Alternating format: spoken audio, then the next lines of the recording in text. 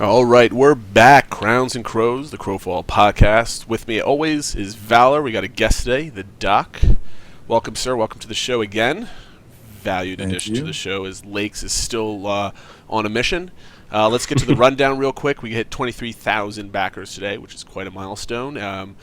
Thank the community. I think it's a pretty good showing for a game that started off quite small and is now raising lots and lots of money. So good on them. This is the first time in 6 weeks I've actually been at home to do the show. I think it's been 6 weeks. Hooray! Last week of September.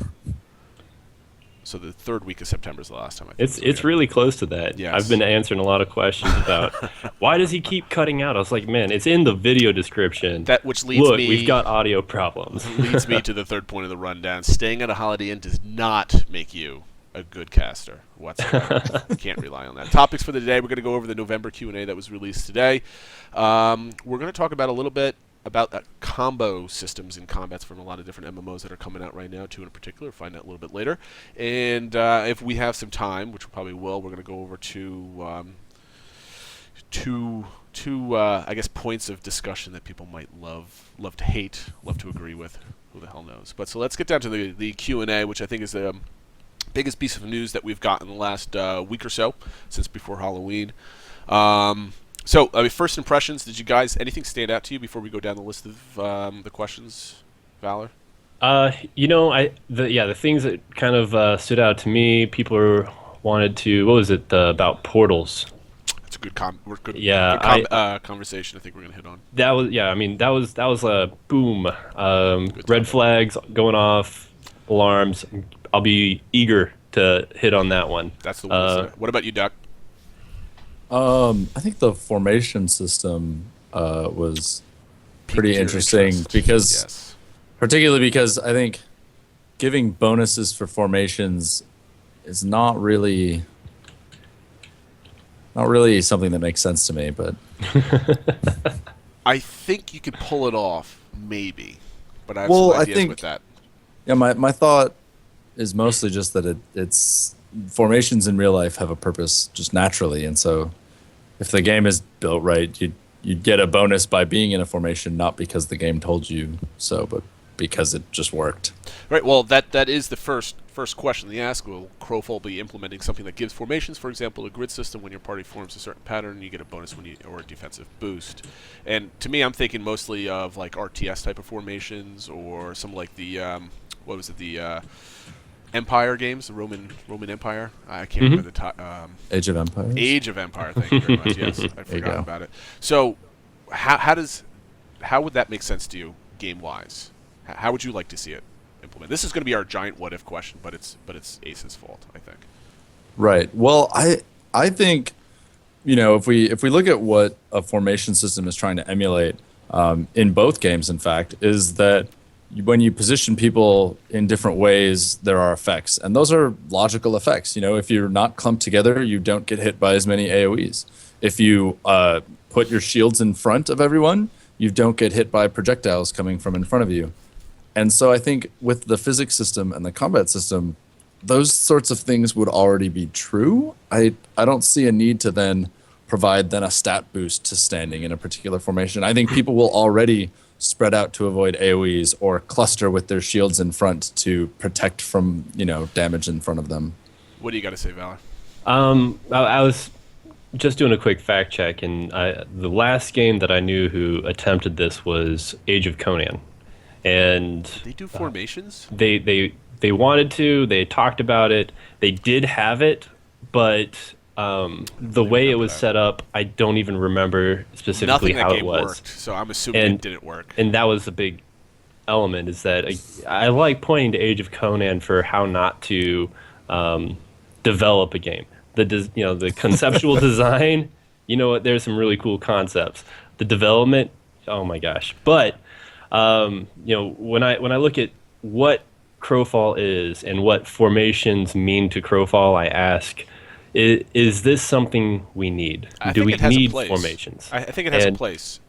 I can see why formations are cool in certain environments, but in a open world PvP, friendly fire enabled, that kind of a game, formations are unrealistic for a variety of reasons, and there are Unrealistic reasons. from expectations of people being able to pull them off. You mean?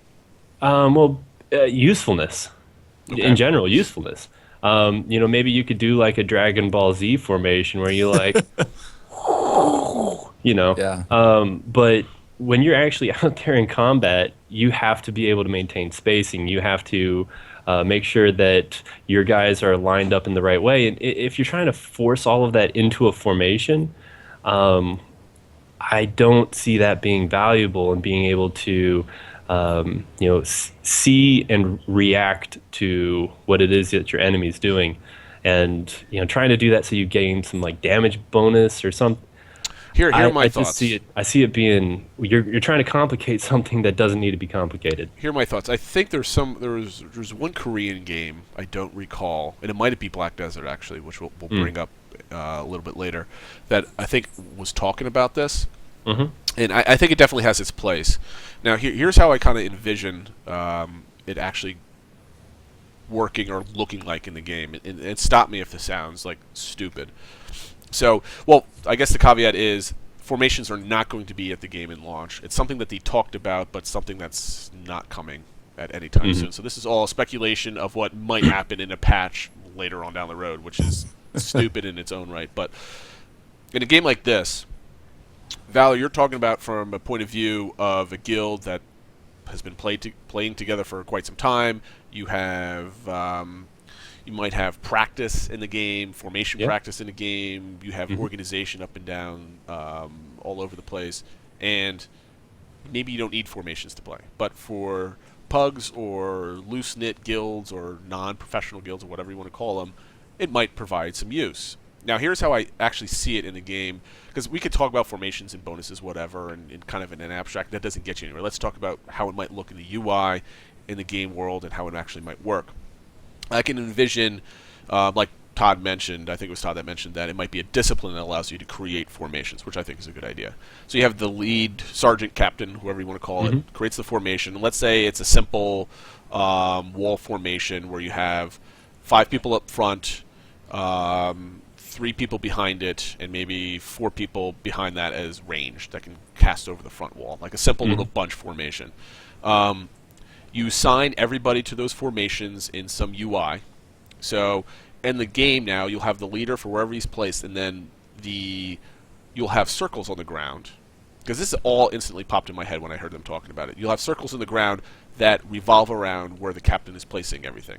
And then your circle is a different color, so you can run to it, and the game is now fighting and staying in formation at the same time. And you might gain simply defensive bonuses or offensive bonuses, maybe the way they do physics or the way they do the character portraits, where it's not always easy to line up shield walls so nothing really gets through. Maybe there's gaps that projectiles can kind of pass through accidentally. Maybe by locking in that formation, you actually form a full wall that it's impossible to get through, and everybody rolls the same defensive bonus at that point, so it adds to that. Maybe helps the gear disparity maybe a little bit, as much as it is. And then once you get out of that pattern, your circle lights up and things happen. It gives like a nice little mini game to a system without kind of going crazy off the wall here with a lot of different stuff, where it actually might work. And that's how I kind of envision it. Well, I mean, and that kind of sounds to line up with what Blixtev is talking about here in chat. And what he's saying is, they had these in Star Wars Galaxies where they called them bands, and then the entertainers could make a band leader who would make the band flourish in unison. I think there's sort of an analogy thrown in with actual fact and reality, but what it was is you could create your formation, and then one person drives the formation. Sure. So, yeah, I think that sounds sort of like something that could be useful. But if it's, I'm tempted to say that having to jump into a formation while managing the rest will make it almost more complicated rather than more advantageous. It depends on Siege gameplay, I think, large scale. I mean, like, you're running with a group of 4 other buddies, or however large the group size is, and you're smashing people. Yeah, formations are completely useless at that point. But if large-scale sieging actually works in this game, because I think that's why they're not adding it right away, other than the difficulty, and there might not even be any need for it. I think it might take the cluster away from things and kind of force people to spread out maybe a bit more. I don't know. It's a great idea, but who knows? It has a very high chance of failure. We don't know how they're going to implement it. It does seem that how Thomas has implemented things in the past seems to be pretty much how they're going to try and implement things into this game. So if he brings that up, that's a great question. Also, is your shirt on backwards? I'm looking at it. I'm like, how can I put this on backwards? I don't know. It looks good. I'm actually kind of curious. But when I think of this game and what my vision for Crowfall is, the ever important, what I see is, everyone has to make their choices and they have to live with those consequences. And when you start taking that element from other people and you start forcing, if it is a tactical advantage, you're effectively forcing that for that element onto everyone, because now they have to use that to be tactically on the same level, or use their own player skill to exceed it. So that's where I say, maybe just having common sense and using actual tactics could do the same thing without having to create a system that whenever you add something new, it can be abused. And so that's why I always try and take a little bit more minimalistic approach. Sure. And ask if this is this something that we need? And if it's not necessarily something do we need, is it something we really it's think definitely will not make the something gameplay better? I mean, will this really improve people's gameplay? And I don't know that formations will improve people's gameplay. I think everyone wants to be able to just get out there and do their thing. Well, I mean, I don't think formation's going to force people to play, but it'll assist people to play in unison if that is a target that they want to go for. That's how my expectations of it. And I don't think it's going to be really useful for the beginning of the game anyway, unless there's campaign rule sets that are all about sieging and large combat where that might actually come to assistance. But a kind of free-for-all type of game where there's a mix of everything, I don't think it's really useful, especially if you're chasing bloodstones around or chasing down caravans and stuff like that. I don't think there's going to be, every single MMO that has sieging likes to have those commercial videos of like everybody in a battle lined up charging in at each other. That shit never happens in a game. So exactly. Whatever. Yeah. Yes, my shirt is on backwards, but I figured no one wants to look at a black shirt, so I'm just showing off the symbol in the front. Oh man, That's how I'm rolling right now. it's really special.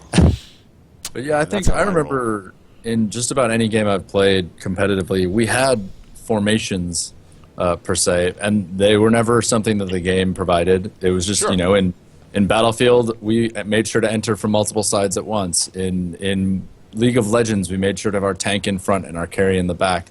These things happen naturally, and I think especially with such a physics-oriented combat, with a lot of what they've talked about, I think we're going to see way more formations than you would normally expect in an MMO. And so, with the exception, the only thing I could see being a potential really add value, and then the question is that value right for Crowfall, is the idea where someone gets control of the group. That could be cool.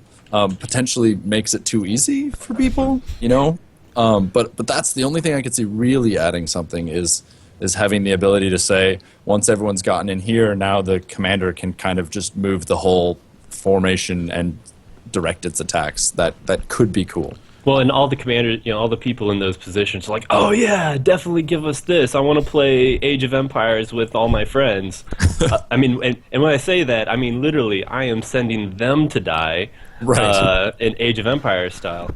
And and it'll be fun. The obvious response is going to be, now you're enabling the Zerg, and yeah. That is one of those things you have one to pro guy have with to all take his buddies. Always take into consideration anything you put into a game. How is it going to be abused to allow numbers to win? And when you're creating a PvP environment, that can really harm a lot. Exactly. So now that shirt's ready, Draegan has got himself all taken care of, mostly. You good? Good?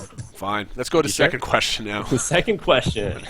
I think there's a couple of these that are just going to go by pretty fast here. It says, how do you perceive the Ganetian burrow ability will work? Todd confessed that he didn't think that we actually promised that.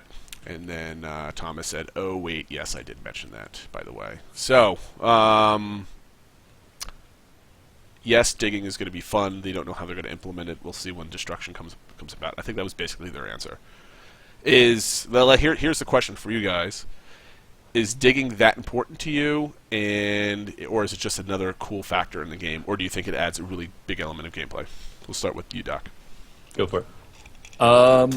I think digging could add a really cool element of gameplay, and I sort of bundle that with saying that I think digging will be really hard to do in a way that is balanced, effective, and not buggy.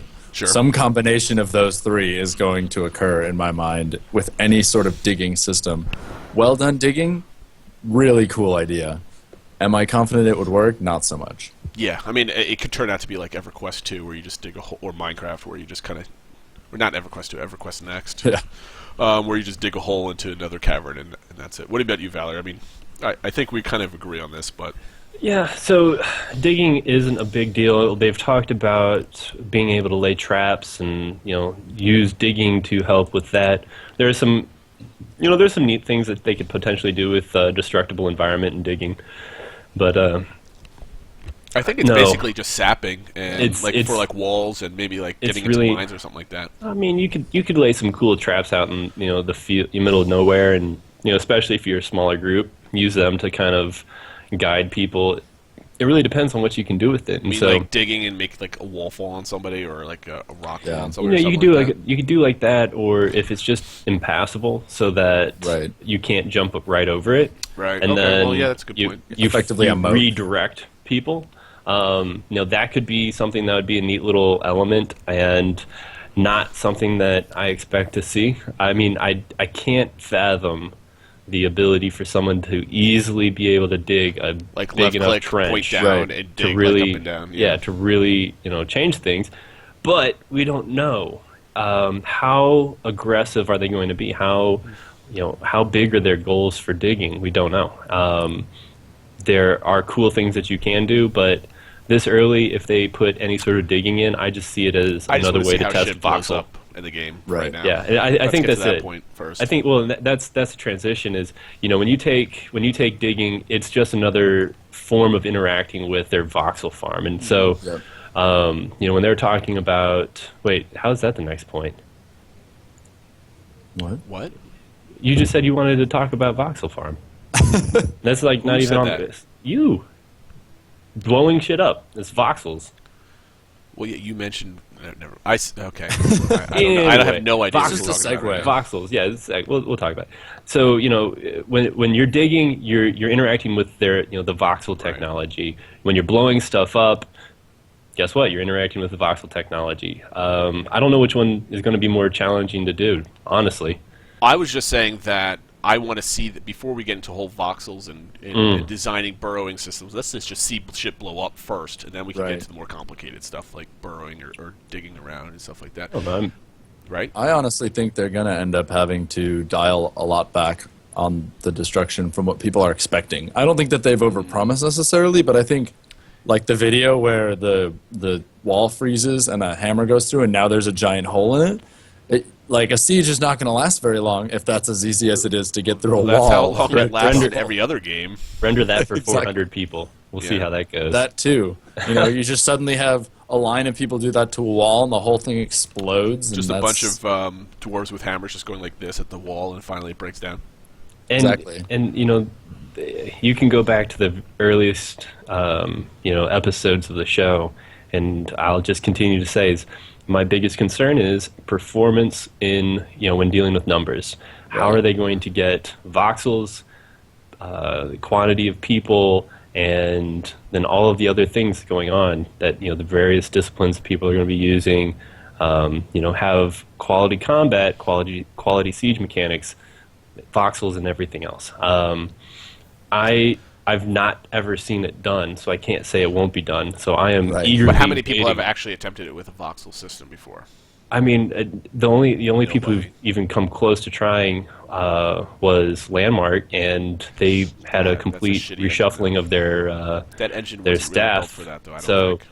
you know, I mean, Exactly. I look at Crowfall, and I mean, they're breaking ground, to be honest, on some of the stuff that they're trying to do. It's And integrated for most part into Unity 5 with a lot of their I've stuff. seen. So I mean, I've it seen might other be. games do less and end up with a pretty bad result. So how they handle it, Right. I'm eager to see, because I'd love to see someone do it right. I would Exactly. love it, and if they can do it, amazing. You've already got my money.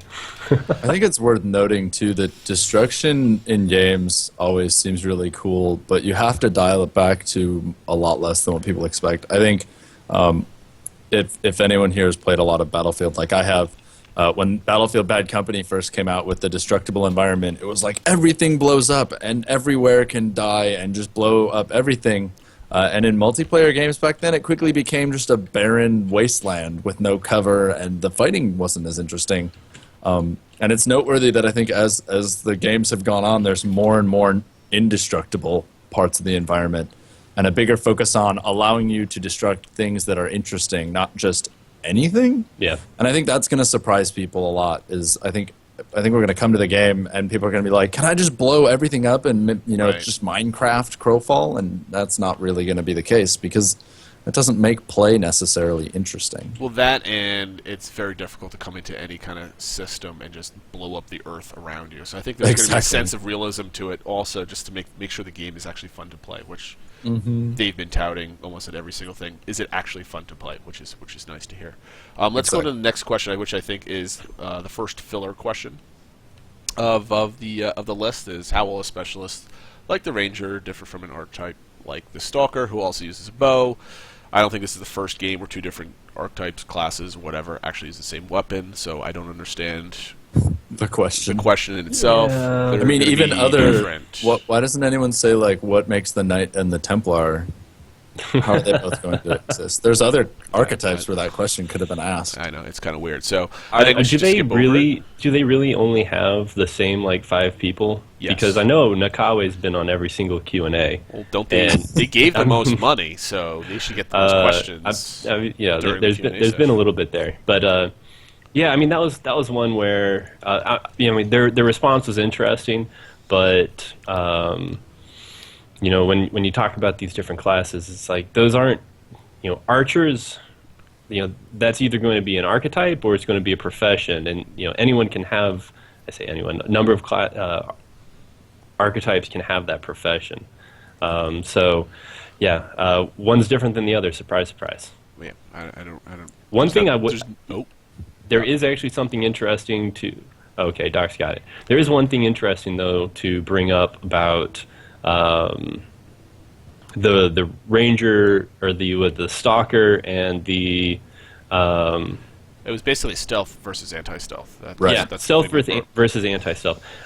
When they were talking about it on the actual Q&A, Todd said that, and other classes are going to be able to get some lower professions of similar Disciplines. nature. Yeah. Right. And so, the conversation that kicked off was, does this mean that your assassins and your stalkers, you have to have them to be able to see each other? Because they're going to have a level 5 stealth, and unless you have their counter with a level 5 anti-stealth, that no one else will be able to see them. Nobody else will be able to pop them out. Or will these, say a tank can go one of his... I have 2 or one 3 question for you, Valerie, Yeah, before you go go for on. it. Do we know Yeah. how stealth is designed in this game?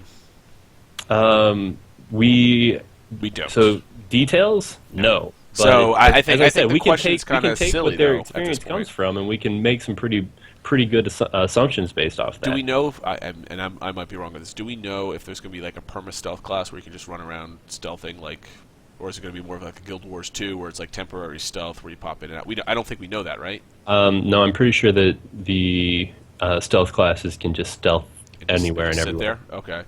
Well, I mean, it's going to be a series of checks and balances that are going to change 5 million times before release, because it's something that they're going to have to balance how everything kind of puts out. So, How it was explained to me, and this is why this is an important conversation, is how it was explained to me what happened in Shadowbane was that unless you had the exact counter, you wouldn't be able to see them. You wouldn't be able to pop them out of their stealth. And when you do that, it creates a class that becomes 100% essential to every group that you're in. Sure. So now that elevates them to a higher priority than everyone else, to some extent. And now you have to have them if you want to be successful, because you could run into a group of 4 stealth archers and they could just completely annihilate your team. What are you going to do about it? So when I see this, I say, hey, is this something that anyone's going to be able to pick up, obviously sacrificing their utility in other facets of the game, but still be able to do that? If so, fantastic. If not, maybe consider that so that we don't have to see a required archetype. Well, my only point is maybe that happens for the first round of a couple campaigns, and then they're like, okay, we're going to add a potion crafters can craft that gives you vision, and we're going to give a sorcerer-like class that can shine a light and see people, or there's a myriad of solutions, and if there's enough bitching and moaning, I think it'll get fixed, only because Todd has always said, like, shit can be broken, and we don't care, but if it's that big of an issue, we'll change it for the next campaign. I think that's the only answer that we can really give at this point. But you also don't want to, you don't want to plan to fail. The more that you build into your game, the more difficult it becomes to change something. And so they could get to launch and they realize, oh man, this is completely, this one little thing is completely out of whack, but we'd have to change 20 other things, all of these other disciplines. We'd have to readjust all these things. That's where I come from and say, hey, let's, make sure that there's a little bit of, checks and balances outside of just, oh, you have to have this guy to see this guy. Well, I mean, you have a valid point, and I definitely agree with you that there shouldn't be one turnkey solution to one whole major part of the game. So I think before we move on, unless, Doc, you have something to add to this. Yeah, well, I do want to really quick say, I think it's important to also remember that stealth has been done in a handful of ways in games, and it's particularly in MMOs, and I think assuming that it's going to work the same way is also risky. And I hope that they also are going to think of, maybe stealth classes aren't about popping in and one-shotting someone or two-shotting someone, and so maybe it's not as critical to have a counter. Maybe stealth classes are designed around not moving, and their goal is ambushes. And then again, their inherent weakness might make it so that having the counter isn't critical, but is advantageous. Maybe they make stealth classes that their stealth is designed around recon, that they can't do attacks or it weakens them, but it lets them move safely and quietly. And I'm hoping that that's what we see out of stealth. I'm hoping we don't see the classic rogue with the backstab and the sap that knocks someone unconscious. I'm really hoping that that's not what stealth is. There's a handful of people who've been clamoring for that. I remember there was one person who was asking for the ability to crit one-shot somebody. And, in some ways, if you're standing there completely, kind of AFK and someone walks up and, stabs you in the back, you're going to take a lot of damage. But, when I think of what we've seen so far, it takes a little bit to kill somebody. So we'll see what happens when the champion gets rolled in and we actually see a real melee DPS class. And then a couple rounds of balancing to go on top of that. Okay, let's get to the next one. I didn't think we were actually going to talk that long about it, but the stealth versus anti-stealth is a good topic, and we definitely should come back to it once we finally have some details, like the doc mentioned, of actually how stealth works, because I think that's extremely important. Right now, it's just us kind of pissing in the wind at this point. So, are you guys ready for Eternal Kingdom question? My favorite kind of question. Yes. Do we have to? We do like fully and just skip it. Like, well, for the sake of having content, let's go on and say, will it be possible to travel between Eternal Kingdoms without exiting to a menu? I just want to say I don't really care. Also, don't care. Maybe. Yes. I mean, the guys were saying, yeah, maybe it'll happen.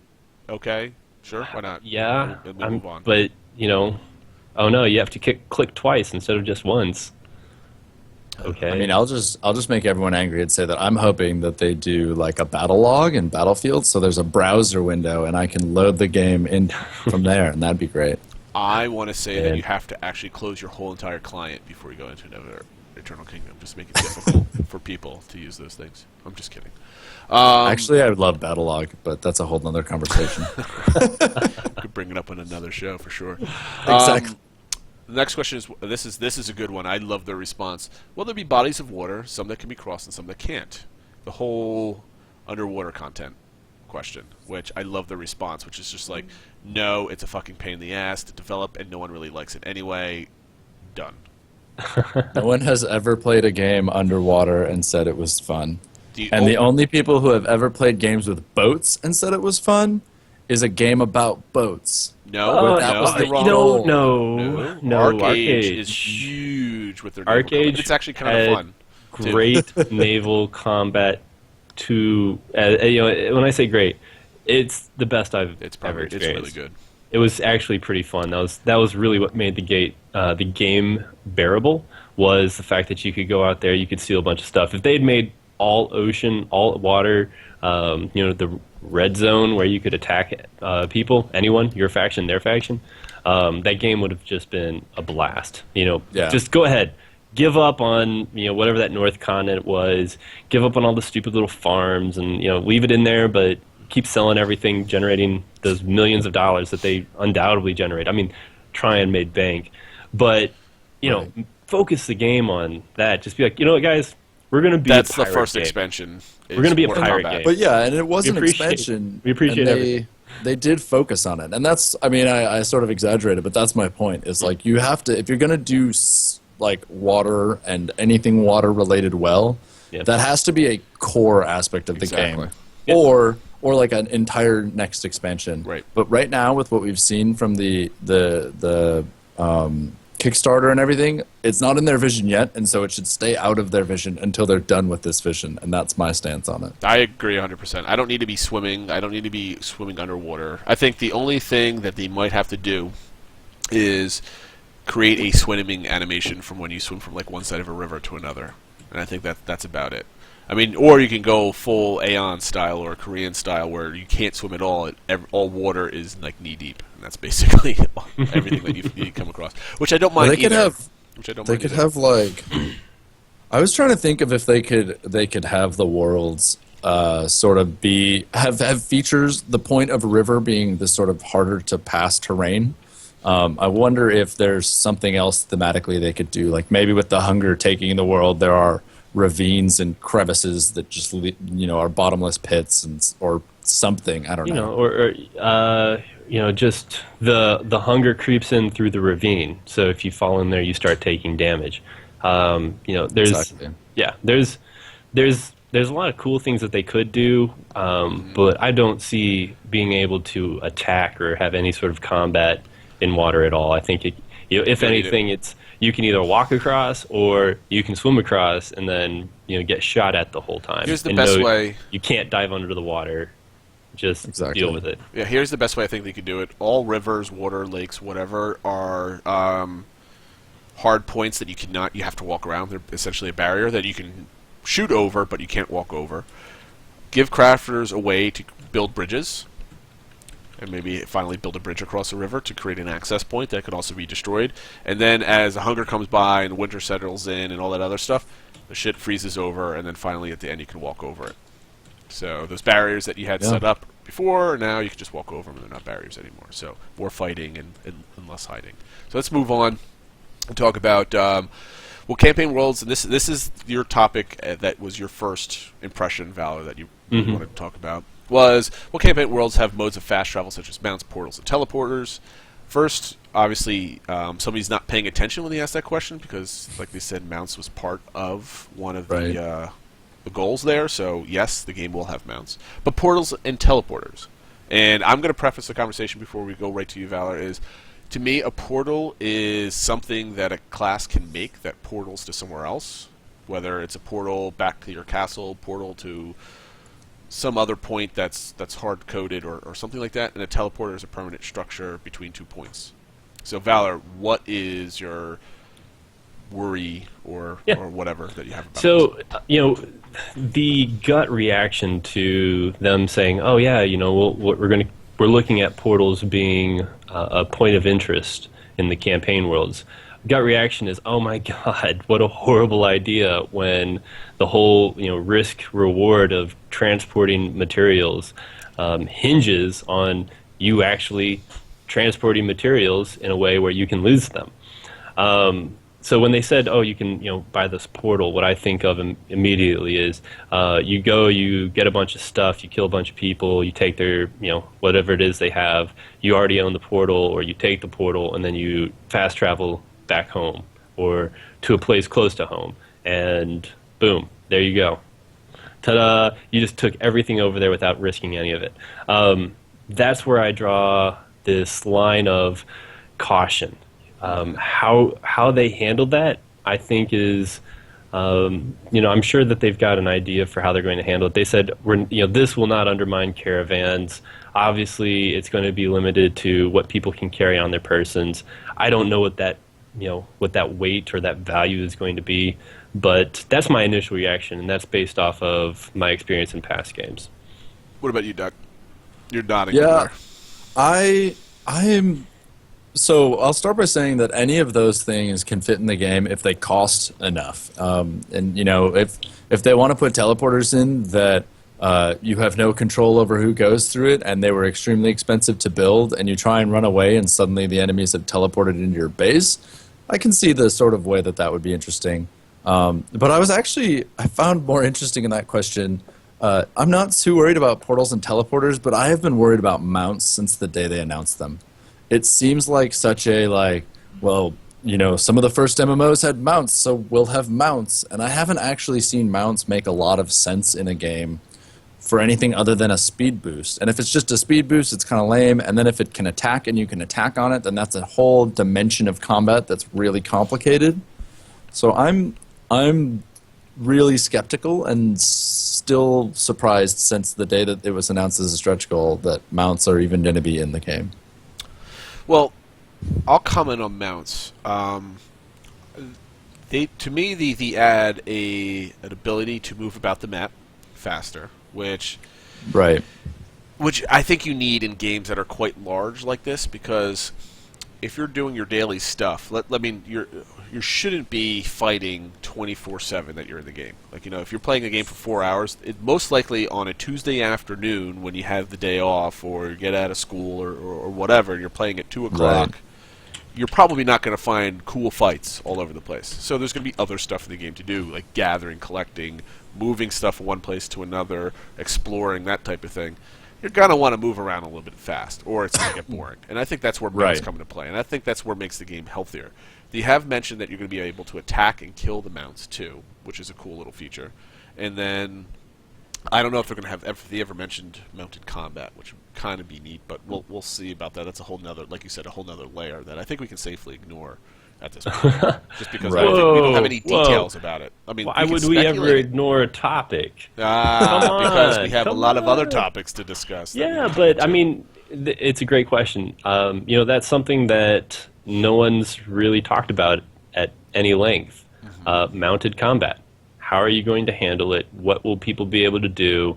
And, well, tell us something, please. Yeah. This is the official, I believe, first. I haven't seen it. We'll call it the first, and if anyone wants to argue it, we won't. But the official first question regarding mounted combat, how are you going to handle it?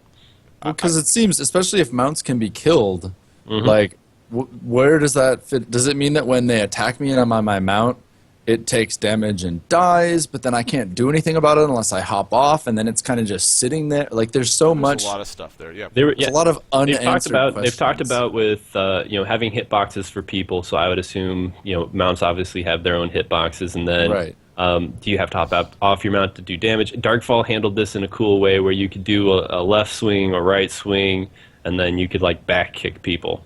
But that was it. That's what you were limited to. No. So if you wanted to do any sort of range attacks, you would have to dismount, attack. You could usually get in a couple of shots, and then throw a mount in front of you so that while you're still running forward, you then hop on your mount and then keep going. But with Crowfall having their animation lock, I don't know that that'll work. Honestly, I think it's going to be just a transportation feature at this point, something that'll allow you to carry more stuff. Like they said, it's going to be an inventory item, so if they kill you, they can loot Right. it from you. And it's going to be a trade skill, I guess, where you can tame mounts. I think I heard that at some point, at whatever, but I mean, it hasn't really been fleshed out. I think the Right, simplest right. answer at this point is there's not going to be any mounted combat. It's going to basically be a transportation feature, and if you get caught on your mount and you get dismounted and it gets killed, then you're shit out of luck. so- It's not part of combat. It's just basically Yeah. a transportation feature. And I think that's the simplest way they can go about things. So I think they should have gone with magical vehicles instead of mounts. maybe Been cool.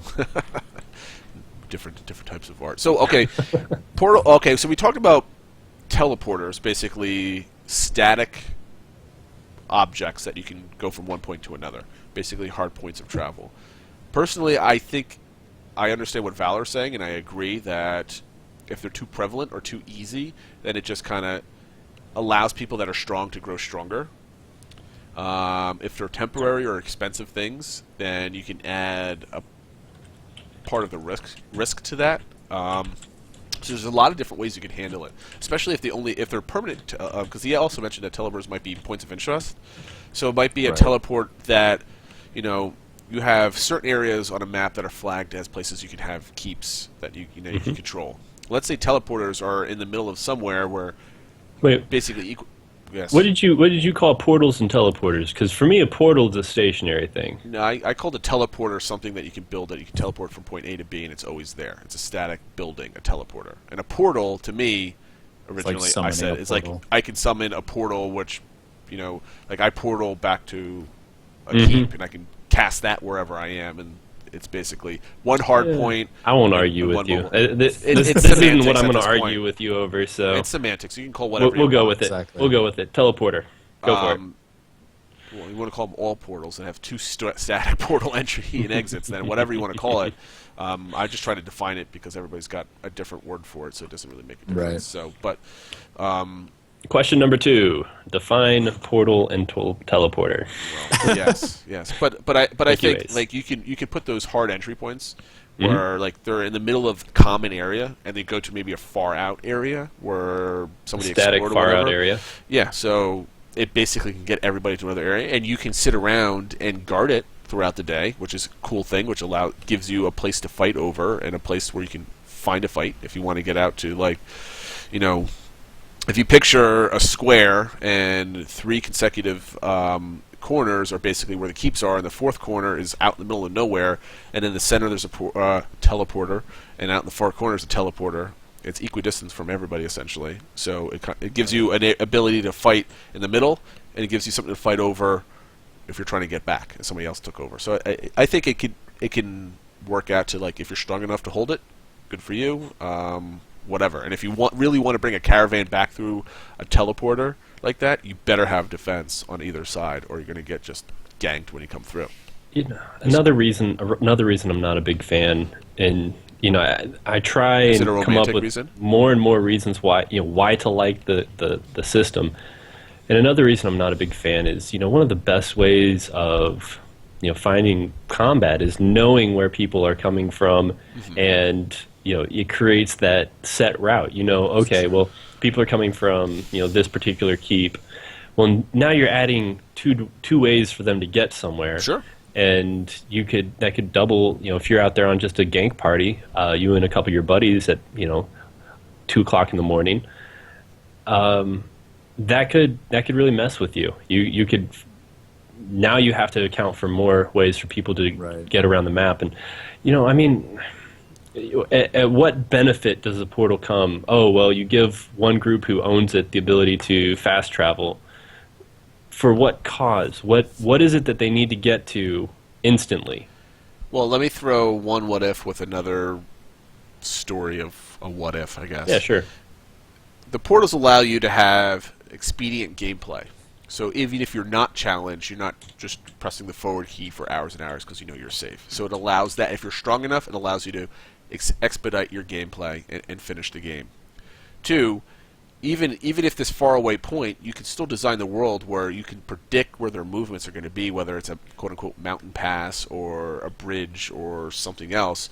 It forces people to explore and kind of get out there, which is good, because some people really love, big, epic, 30v30 PvP, and some people like those gang parties. So if you're a smaller, army or a smaller group of people, you can go the long way back and maybe have that small gameplay.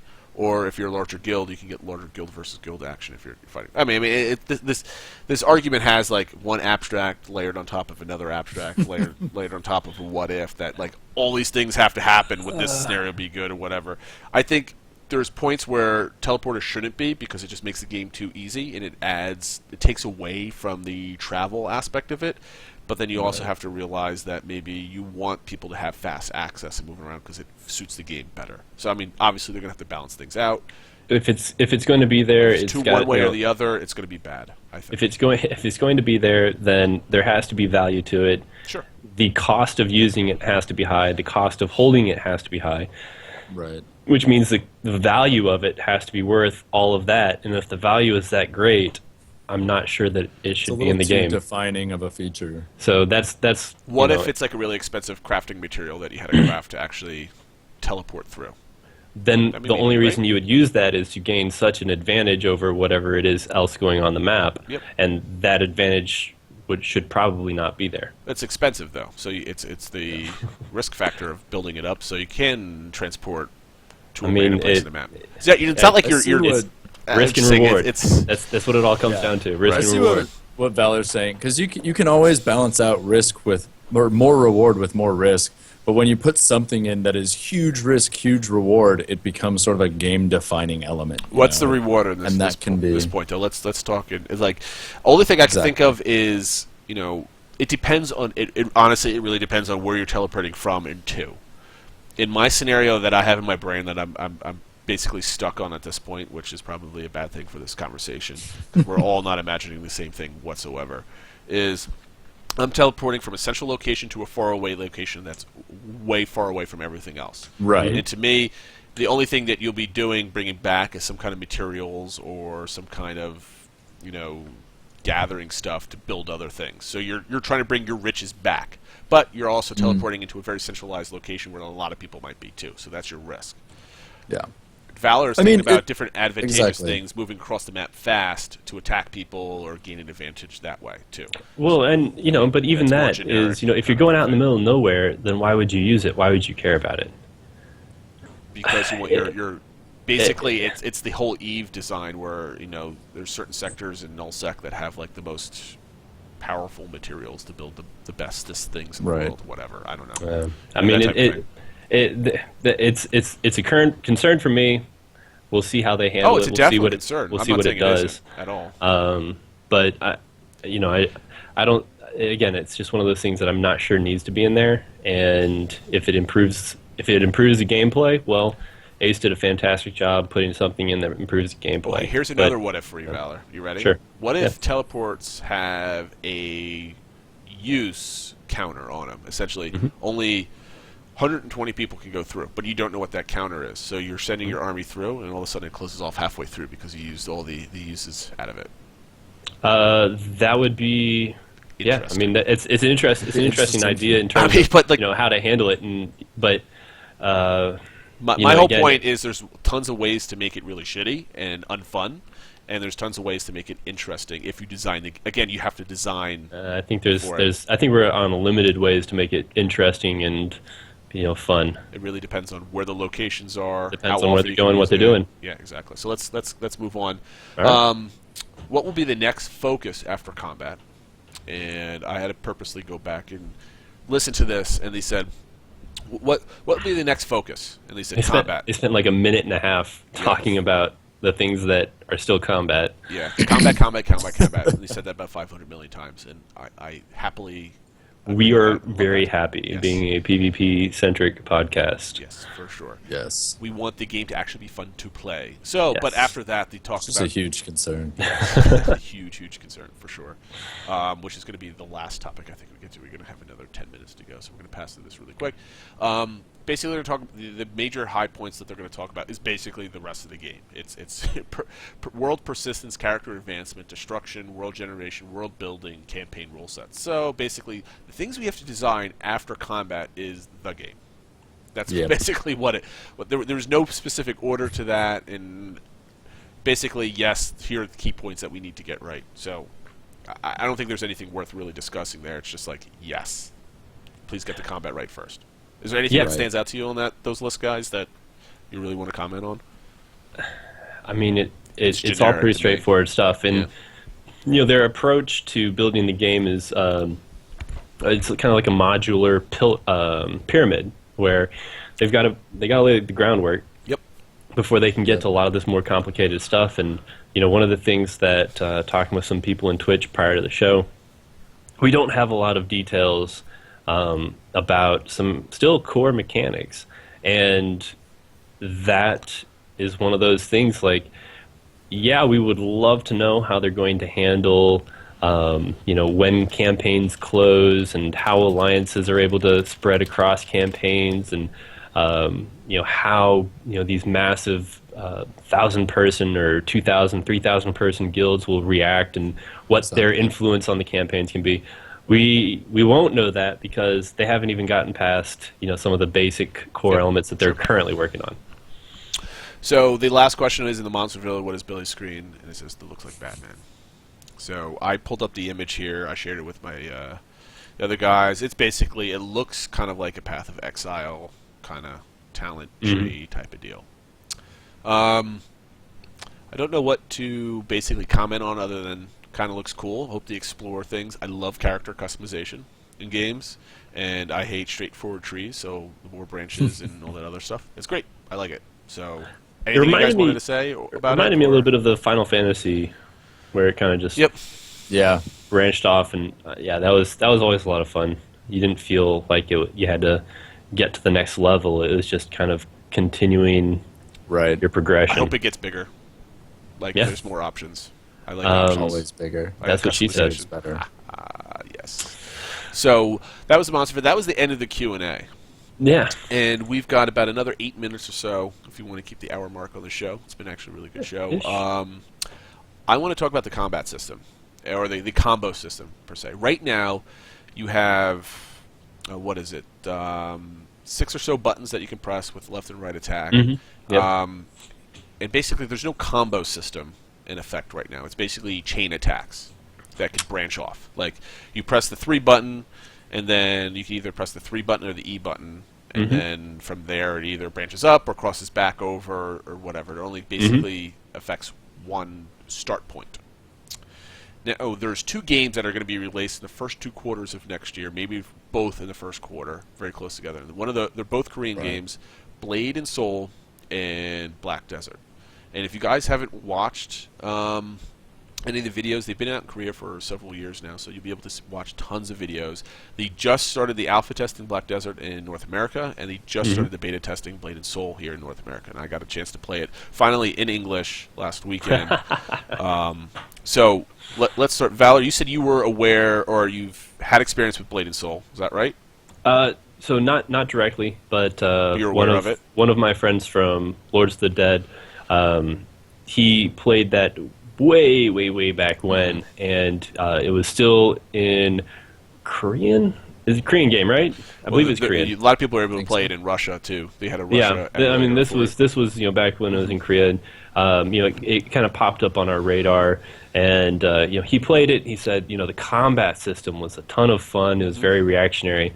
The game wasn't a game yet, and so he was more or less just kind of doing the same thing over and over again. But he said it was a ton of fun, just the way their combat played. I want to get into some of the details of it. Doc, have you played either game? Or no, not details of it? Not actually. Okay, so since we'll keep this short, since I've played both games. I played Black Desert in Korean for about 30 minutes, and I couldn't really play because the game is complex, and if you can't read what the tooltips are doing, it's very difficult to play. But I watched a bunch of the streamers. You can go in there and watch some of the alpha players. And essentially, the way the game works, both games work. In Blade and Soul, they're very different. Blade and Soul, essentially you have the 1 through 5 button, and then you have another string of Z, X, C, and V. And each keyboard, or each button, has a skill, has a list of skills attached to it. So you basically attack with left mouse button, right mouse button. And depending on what the status that you affect on your target, whether it's a stun, a bash, a burn, or a freeze, or a chill, or a knockdown, or a knock up, the buttons on the rest of your keys can change. So where ability 1 might be a standard attack, if you land a combo from your left attack that stuns an opponent, your number 1 key then can change to something else to do another effect. And if you watch some of the, I think it's a Destroyer class, you can land a stun, and then you can land, and then one of your attacks turns into a knock-up, and then another attack that's completely different, once has a knocked-up effect, turns into a grab, and you can grab him in mid-air and slam him in the ground. So you have to memorize the string of keys that go through the progression. Your keys are constantly changing depending on what the status of the player is. So you can go from very simple to very complex if you're very good. So it's easy to play. It's very hard to master depending on what kind of class you're playing. So it's a very interesting combat system, and I definitely suggest people go check it out because it's just something that's different and probably one of the better combat systems out there. And it's just for the sake of learning what people are doing out there. It's definitely worth checking out. And how do you compare Blade and Soul to Black Desert? Well, Black Desert has a couple different changes to it. Mm-hmm. Your combo system doesn't really change the keys that you have on there, but it works more like a fighter game. So if you're pressing forward in a button, it does one thing. If you're pressing back in a button, it does another. Or if you follow up a combo with something, it has another effect to it. So it's very directional also with it, and your key presses also change things. And again, this is a game. That's the game I have the least amount of experience with. So there could be other variations that I'm not aware of, or I might be misspeaking. But there is definitely attacks that do different things depending on which way you're pressing your directional keys when you're moving. Yeah. Well, and as we have a year before Crowfall launches, I don't mind sharing info on some of these games. So sure. I just dropped a link in there for Black Desert Tome. It's a English site ran by some folks that I know, and it helps kind of break out a few things that you might not understand unless you could speak Korean.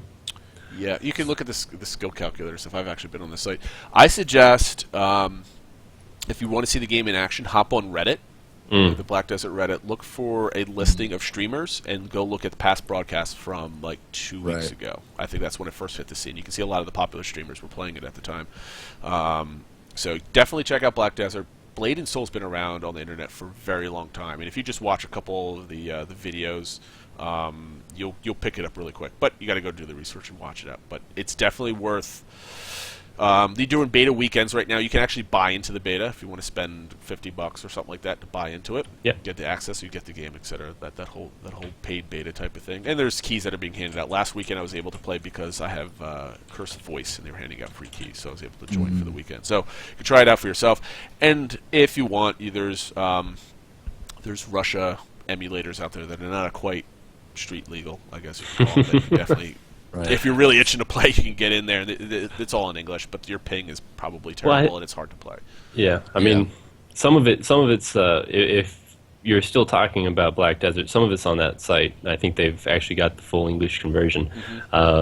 So, cool games to check out, and there's a lot of other ones. Das Tal, they're still plugging away. I know we plugged some of their Kickstarter stuff back when, but they didn't make their goal.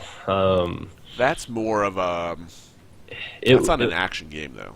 It's more not an action game, isometric game, but it's kind of like a MOBA. I would know. Albion. It's more Diablo almost. Yeah, Diablo. I mean, it's a Diablo MMO. Yeah, isometric. Right. And so I mean, MOBA no, but that I see where you're going with it. But I'm only comparing action game to action game at this point. That's right. the reason I brought that up. And I'm throwing in some flavor. Okay. So to go back actually dial back a bit to the other games, I'm actually hoping, and I haven't. I'm sad to say I still have not gotten to play the Crowfall combat yet, but I'm a big fan of less is more in terms of combat. I don't think I would want to see it be like not Black Desert, the other one, Blade and Soul, where there are these trees of combos that I need to memorize. I like It's having really not that a extensive. handful. To tell you the Even truth. so, yeah, I'm sure I'm imagining far worse than it really is, but I've always been a fan of give me a handful of things that I'm good at that are useful in a multitude of situations, and let me master when to use them. Yeah, Blade and Soul is very much counter and blocking. So you got to time your blocks, time your counters, which allows you to like. I was playing an assassin character. I only got to like level 6 when I was checking it out, but you would counter with a block, and then you would pop up behind the player if you successfully block their attack. And you Right. can either do one of your attacks turn into a knockdown, and one of your attacks turn into like a backstab damage attack. And it's really relatively simple to do, but there's some really cool combos that you can pull off that look kind of Street Fighter-esque, where you can juggle people in the air, that type of thing, or Soul Exactly. Calibur, that type of thing. It is complicated. Some of the classes are harder to play than the others, so it definitely becomes something that you have to watch for. Crowfall is still in its infancy, but my whole point, the whole thing I wanted to bring up is that there's some really cool combat systems out there that I think Crowfall should definitely take things from, just to add depth to the game. So it's just like everything has a simple attack or an attack chain. Did you guys get to play Age of Conan? I did. That was terrible. It was terrible, but that's actually kind of what this combo system reminds me of to this point. Yeah. Not with you had to hit 3 keys in a combo. Wasn't there you had to press Theirs was directional, I believe. It's you had to do Q W E to pop off an attack, and then Q W E D or something like that. Right. It was really bizarre. It was very weird, strange. but at the time, compared to what our options were, it was actually pretty neat and a nice take on combat. Yeah. And It's that's different, for sure. that's kind of the feel I get from the Crowfall combat, where just with how it is currently, which is not its end result, it just kind of feels like you're sitting there and you're just taking. There's not enough damage coming in, healing coming in to really need to do a whole lot of choosing what direction you go down particular combo trees. Right. And they, maybe they haven't created enough separation of those. So maybe that's something we'll see is one's going to be a significant stun, whereas the other one's going to be significant damage or a debuff, or really you create value for going a particular direction. So that's where I see maybe they can kind of speed that up a little bit, create a little bit more weight, and I'm sure they're going to deal with that once they get through it a little bit more. Yep. I suggest anybody that wants to see Blade and Soul, just Google Blade and Soul combo tutorial, and there's going to be a billion of them popping up. Some might be in English, some might be in Korean. So, but you'll get some images of the UI. Check out Black Desert. It's got a really cool combat system too. I think that's time to wrap up. Doc, thanks for coming on. Hopefully you'll be able to pop thanks. in again, especially on short notice. We appreciate that. Valor, you're the master of social media. Anything that we need to know about? The things that I've been seeing, people asking pretty simple questions on the forums right now. So there's not a whole lot of conversation, with any sort of weight to it. We're really just waiting for the next realm to kind of come by. That's they probably did why have info's been sparse, really, with their updates. Yeah, and is we're waiting they for said the big go. that we're not going to be talking about the game as much because we're focusing on the game. Sure. Yeah. And Gotta while build it. that is great for development, it makes spreading the good word of Crowfall a little bit more challenging for everyone else. And so, Exactly. hopefully what they're able to do is, once they're able to get a little bit more into the meat and potatoes of testing, that'll give people, a bigger platform to stand on and say, hey guys, really come look at Crowfall. This game's going to be great. For sure, man. All right. Again, thanks to everybody. Give us all the likes and follows if you haven't on all the social medias. Get those numbers up and going. And that's it. We're going to have a good night. Next week, Tuesday, 8:30 p.m. Hopefully, I don't have any trips planned, so hopefully it'll be same time, same place. Again, thanks for the doc for jumping in, and everything will be up on YouTube, and we'll check you guys out. Have a night, guys. Good night, guys. Awesome, guys. Take care.